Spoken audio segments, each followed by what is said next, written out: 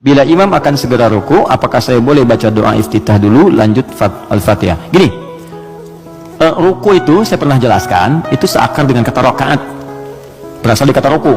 Artinya kalau imam sudah mendapatkan ruku ya, Allahu Akbar ruku, lalu anda ikut ruku. Nah, kalau anda sudah ikut ruku itu artinya anda dapat satu rakaat. Paham ya?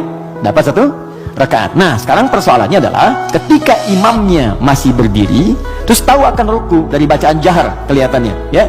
Walam yakul lahu kufuwan ahad. Mau ruku nih, anda datang takbir, Allahu Akbar. Apa yang harus saya lakukan, Ustaz? Kalau masih sempat baca Al-Fatihah 3 ayat saja. Bismillah, Alhamdulillah, Ar-Rahmanir-Rahim.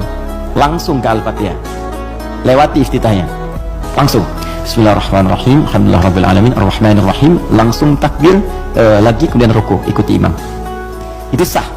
Kenapa? Karena ukuran surah dalam Al-Quran